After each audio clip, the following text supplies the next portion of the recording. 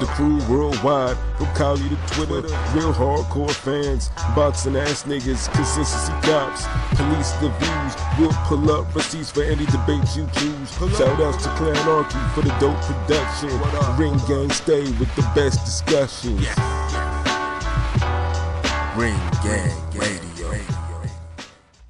Yeah, now it takes us now to the boxing cards for this coming weekend, and there's a good amount of cards, particularly on Friday. I mean, Friday is a rare one where we actually have, a double, two cards, like one on ESPN Plus, and then one on DAZN. I always have to put the emphasis on DAZN, man. This shit's funny to me. DAZN. Let's see. So I will go into the ESPN Plus one. That one is headed. It's a double header, pretty much. You have in the co-main event, you have Shakur Stevenson. They're keeping him good and active, which I like to see in a young fighter. Seems like dude is he's fighting every 3 months, and I dig that. That's how it should be. For a young upcoming fighter, for a prospect, and he's facing Jesse Rosales. I've never seen him fight, but I'm sure, like I said, it's a 10 rounder. So, hey, for all I know, it is an actual step up. So, just for the fact that like I said, he's on there. Hey, more power to him. And then the main event of that card is Bryant B.Y. Jennings. He's making his continuing his comeback. He is facing Oscar Rivas. This one has some slight intrigue to me. Actually, has a lot of intrigue to me. B.Y. Jennings, of course, we all know. Dude has been, he's been doing his thing for a minute. And then he got a 0 took by Vlad in a fight where he almost beat Vlad, and it looked like he might actually. He looked like he was close to pulling the upset, but then he started going into his. I think either he started gassing out or whatever. But that fight was probably the first sign that Vlad was starting to flip, big time. In fact, it's Vlad's last victory, for that matter. This makes it crazy how the losing fight he had with Joshua, he looked better than he did against Brian Jennings and Tyson Fury. So, right, the opponent, man. Yeah, that is nuts too. That is crazy because he didn't seem like he didn't hurt Brian Jennings all that much in that fight. Brian Jennings was in that fight. Toward the end, I felt like Klitschko started whacking him. Hold on, you know what? I'm the heavyweight kingpin, and this guy is a glorified prospect. Let me actually do something now. Yeah, because I remember too because the cards were dumb close. Brian, I was like, well, if Brian can just at least get in 2 solid rounds, he probably would have walked away with the decision. But he was a round or two maybe from a draw as is, right, exactly. To me, he lost, but I felt like he got a clear good 3 or 4 rounds, and he did make Klitschko look bad. But I'm not gonna say he was almost gonna win or whatever, but he lacked the experience. I feel like this version of Brian Jennings, if he could go back and fight that Klitschko, then he could probably won that shit. Yeah, absolutely. And then of course he goes on to get outboxed, and he got KO'd by Luis Ortiz, and Ortiz's best showing as a pro. And then after that, he was pretty much under the radar, whether he took a break or whatever. But since 2017, he's been fighting pretty much under the radar, culminating with the last fight he had on TV against Alexander Demetrenko, which he went down, but then afterwards came back to knock the dude down 3 times and get a stoppage. It was a pretty good fight. So now he's facing another undefeated prospect in Oscar Rivas. Rivas is somebody he's never been on American TV to my knowledge. I've seen him fight, on YouTube or whatever. But the biggest problem with him is the reason why he never fought on American TV was because he had retinal issues. No, he had like retinal tears or whatever, or something like that. And with certain commissions in the United States, like if you go to New York, you try to fight in New York, and you have any type of abnormalities with your retinas, they won't license you. You're done. And that was pretty much. And then he's had fights scheduled in America before, only to have it rejected because they took a look at this dude's eye, his eye test results, and they're like, no, this dude, this can't be fighting. But the funny thing too is like they see this, but dude is still fighting. Like he's not taking any breaks or anything like that. I mean, he's 25-0 with 17 knockouts, Colombian. You know what I'm saying? So it's just like. So pretty much the fact that he actually managed to get a license in New York, upstate New York of all places, is interesting. It's just like, so it's like what makes a difference this time?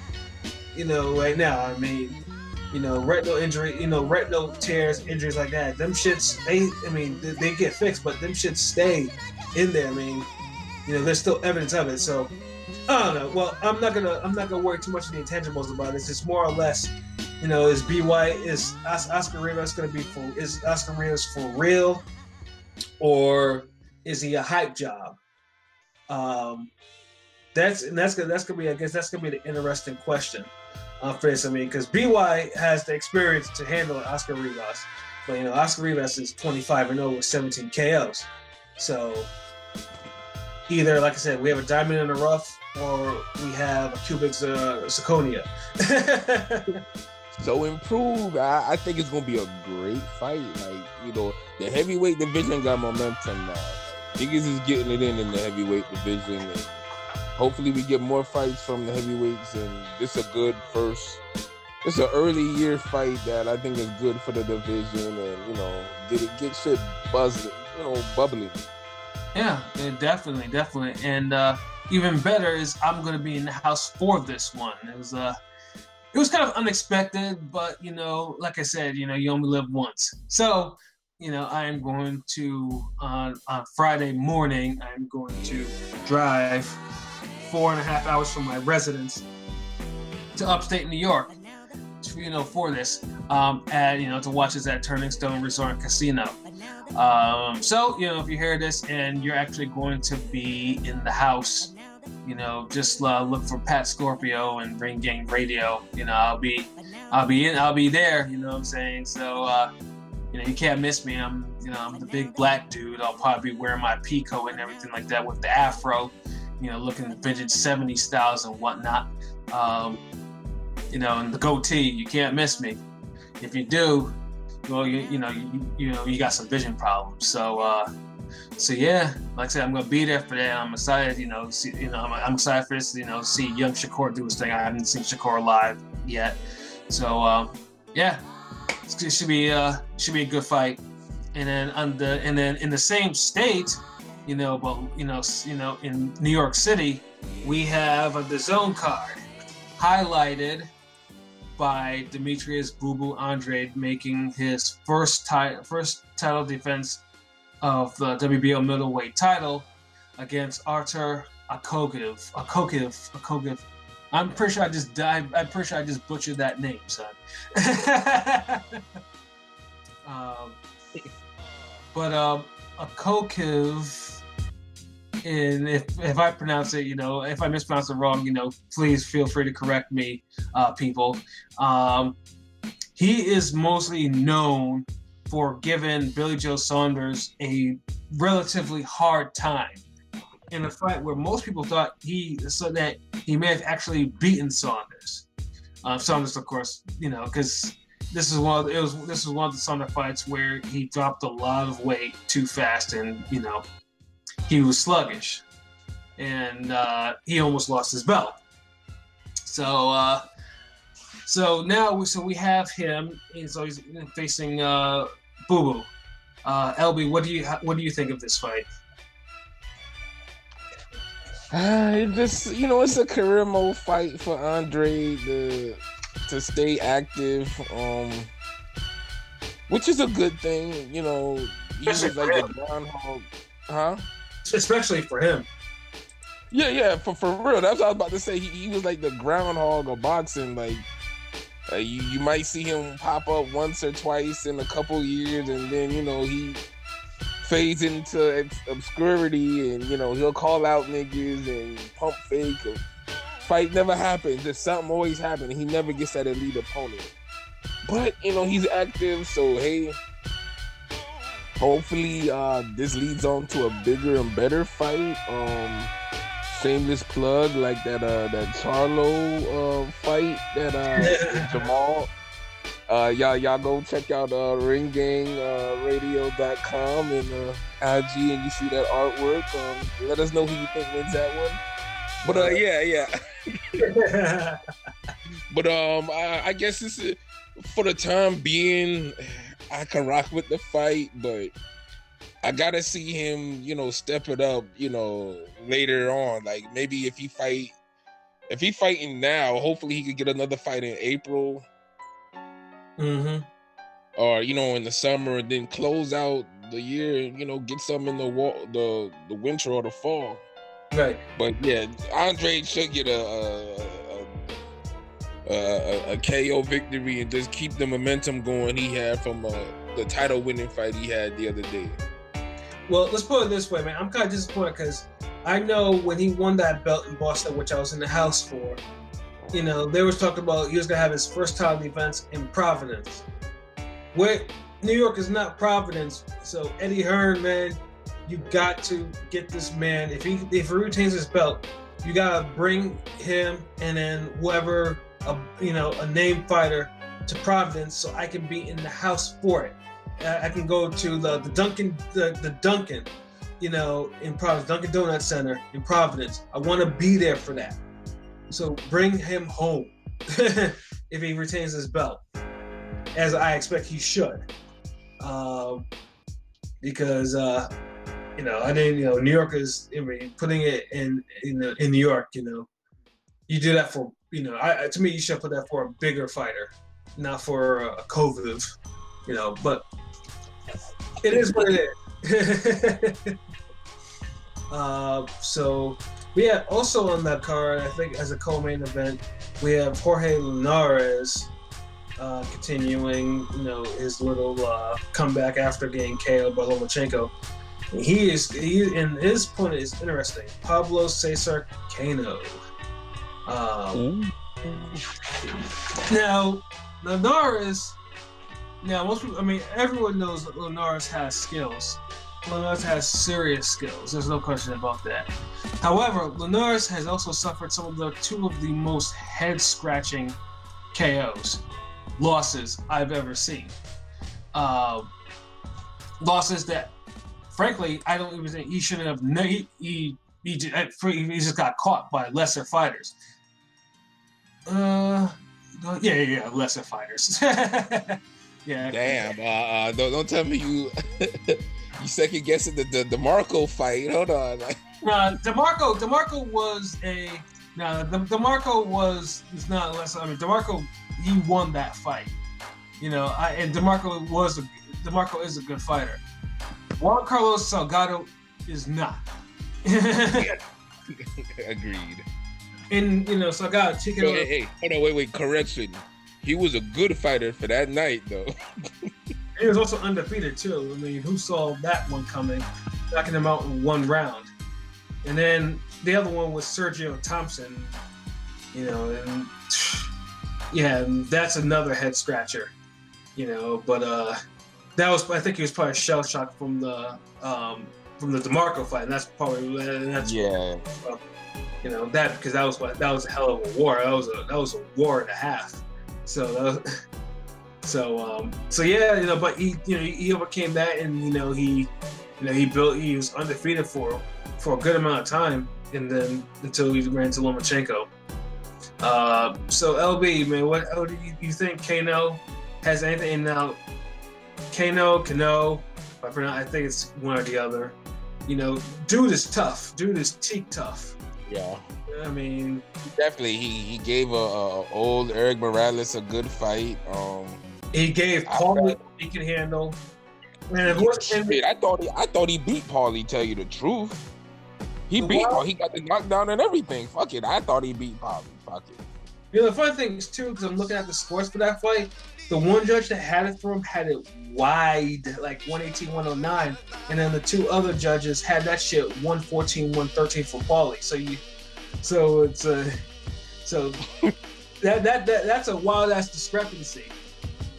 And but in that fight though, Kano was overweight, so unfortunately, I think that's probably another factor to not really give him the fight, because that night if he had made the weight, I would have said that dude should have been should have been welterweight champion, but he didn't make the weight officially, so you know it is what it is. But Paulie had a hard ass time with that dude. Yeah, pretty much. But then after that one, pretty much after, and then but it took. I mean, then after that, he had some other fights. He had the Shane Mosley fight, which he gave a good account of himself. You know, he narrowly lost that fight, and then he beat up Ashley Theophane. You know, who doesn't? Yeah. But then who doesn't? But then after that one, he's been very spotty. You know, a couple of losses here and there, a couple of KO losses. He had a couple of KO losses here and there. So, I mean, it's clear that he might. I mean, he's only 29 years old too. You think, you know, for a guy who's had all these, who's fought, you know, he's not even 30 years old yet. That's kind of nuts. Kind of crazy. You know, Mexicans though, they be starting early. So, you think Kano has anything left to trouble Linares with?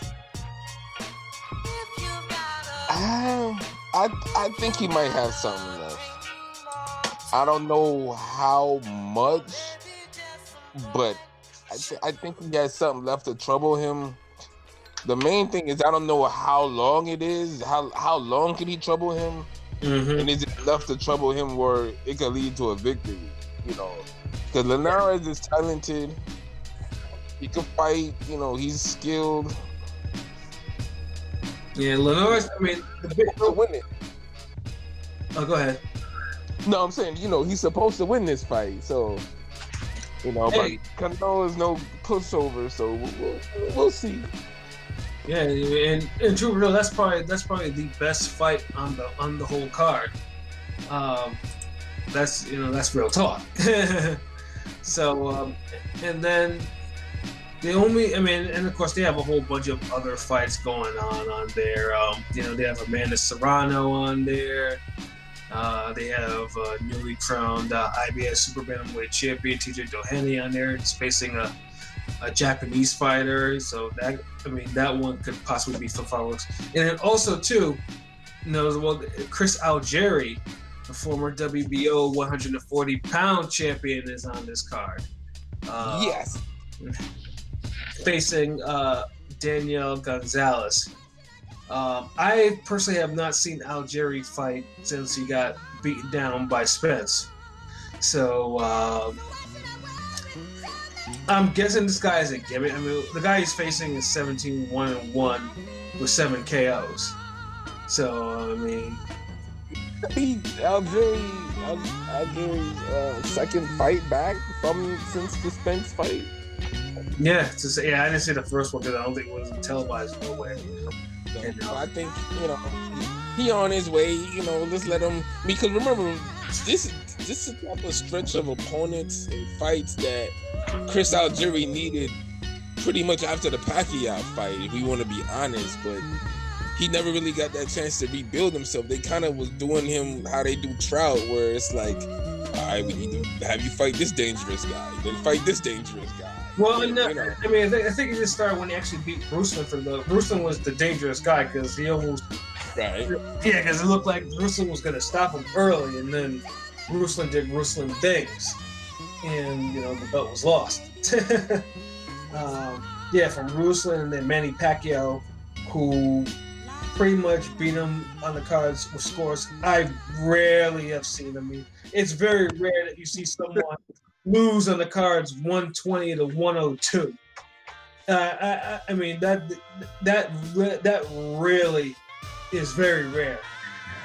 And it just shows you that, you know, when you're knocking someone down a bunch of times, if you're still outboxing them, then it's going to reflect in the rounds. Mm-hmm. So, you know, all you guys who thought Wilder's supposed to damn win that Tyson Fury fight off of 2 fucking measly knockdowns, just remember that. Pacquiao knocked out Fury down like 6 times. Right. And the scorecards reflected it because he ain't just knock him down. He knocked him down and beat his ass when he got up. Exactly. Like saying, like nothing was just. I mean, the other scores were 2 times 2, 119 to 103. I mean, that's like the fight could have got stopped. Like you could say, like, God damn, like y'all could have stopped this. Yeah, I mean, that with scores like that, you say, okay, yeah, the fight definitely should have been stopped. Definitely probably by like the 10th round. I think that's what I think that's what it was. You gotta do barrel rolls and shit. Yeah, exactly. But then the funny thing is, Chris though did give a good account of himself because he faced Amir Khan after that fight, and this, of course, that was my first time actually watching boxing. Although not at the arena because it was in Brooklyn, but watching boxing on the West Coast, I remember being amazed at that because oh shit, boxing's over by 7:00. I get to go out and go gamble and party afterwards. But he gave a good account. I mean, he rocked Khan and everything. He gave a really good account. So although I did think Khan did win that fight, but it was dumb close.